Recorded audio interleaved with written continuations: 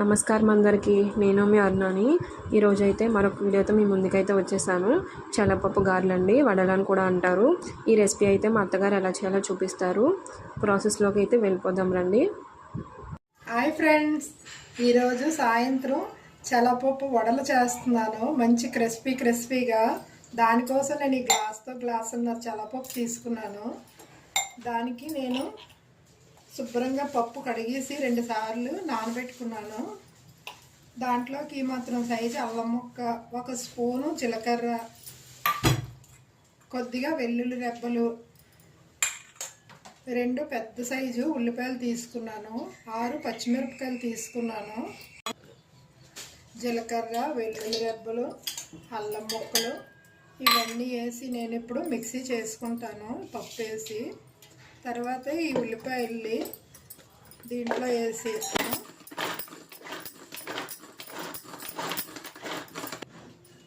నేను మిక్సీలోని ఇవన్నీ వేసుకున్నాను.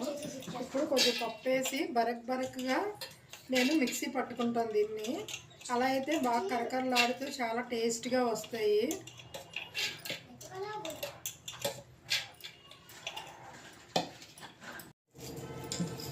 నేను మిక్సీలో వేసింది ఇలా గరుగ్గా మిక్సీ అయితే పట్టుకున్నాను. చూసారు కదా, ఇలా గరుగ్గా ఉండాలి. అలా అయితే గారెలు బాగా కరకరలాడుతూ వస్తాయి.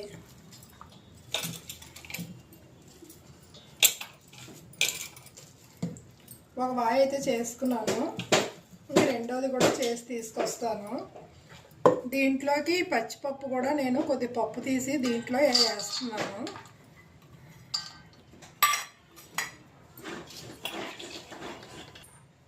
ఇంకొక వాయి కూడా నేను ఇలా చేస్తాను మిక్సీ, ఇలా గరుగ్గానే. ఈరోజు ఈవినింగ్ మా ఇంట్లో చుట్టాలు వచ్చారు. దానికోసం ఈరోజు స్పెషల్ చేస్తున్నాం మేము.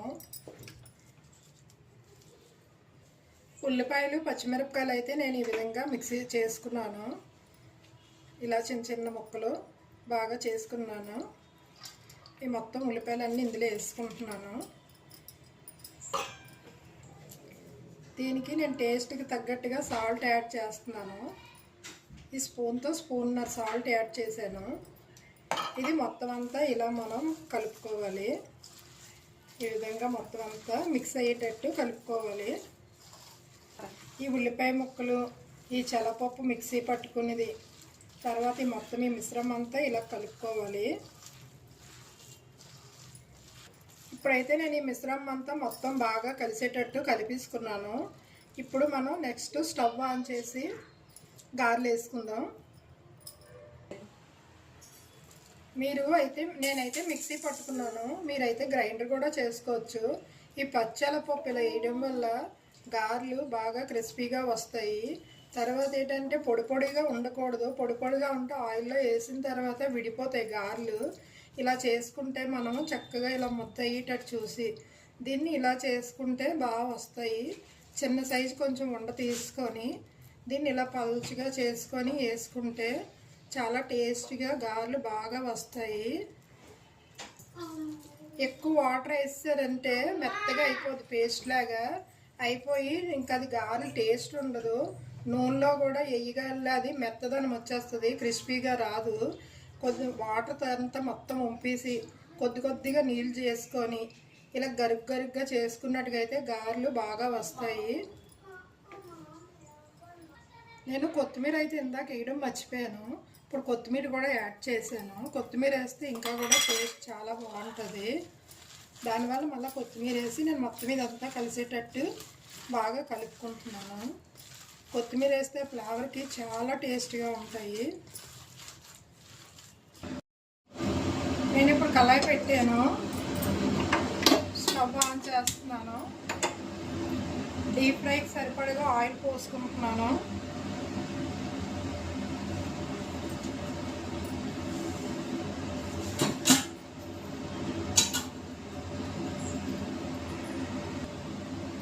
ఆయిల్ అయితే ఇప్పుడు వీటెక్కింది. దీని మీద నేను ఇలా చేసుకొని గారెలు వేస్తున్నాను. ఇలా పల్చగా చేసుకుంటే బాగా కరకరలాడుతూ చాలా టేస్టీగా వస్తాయి. రుచిగా అద్ది వేసుకుంటే.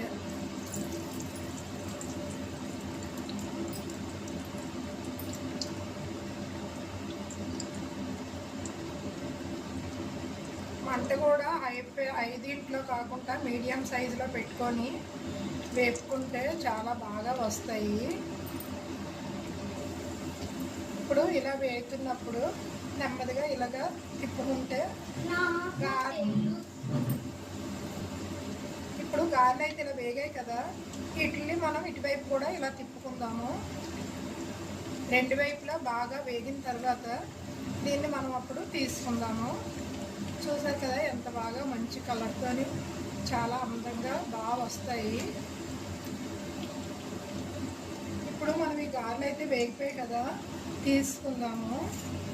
ఈ శనగపప్పు గారెల్లోని మసాలా కూడా వేసుకుంటారు, చిన్న చెక్క లవంగా అవిని, కానీ మా పిల్లలకైతే ఇష్టం ఉండదు, అందుకని నేను అవేవి వేయలేదు. మీరు ఎవరైనా కావాలంటే వేసుకోవచ్చు, మసాలా కూడా అవుతుంది. చాలా బాగుంటాయి మసాలా వడలు కూడా. మేమైతే ఓన్లీ అల్లం, వెల్లుల్లి, జీలకర్ర ఇవే వేసాను. చూసారా ఎంత మంచి కలర్తోని చాలా టేస్టీగా మంచి గారెలు అయితే రెడీ అయిపోయి. మొత్తం పిండంతా నేనైతే మొత్తం ఇలా గారెలు వేసుకున్నాను. ఇది రెండో వాయిలో కూడా ఇలా వేసుకొని దీన్ని కాగిన తర్వాత అటువైపు నుంచి తిప్పుతున్నాను. ఇవి వేడి వేడి టీతోని గారెలు సాయంత్రం టైంలో తింటే చాలా బాగుంటాయి. ఇదే మా చుట్టాలు వచ్చారని చెప్పాను కదా, వీడియో లాస్ట్లోనే మా చుట్టాలు చూపిస్తాను. వేడి శనగపప్పు వడలు అయితే రెడీ అయిపోయి. ఈరోజు మా ఇంటికి వచ్చిన చుట్టాలు మా పాప వాళ్ళ పిల్లలు ఇద్దరు వచ్చారు, మా మనవలు ఇద్దరును. మా ఇంటికి వచ్చిన చుట్టాలు అయితే చూపిస్తున్నాను. ఎలాగున్నాయి రీతు? చాలా బాగుంది. టేస్ట్ ఎలా ఉంది చెప్పు మరి.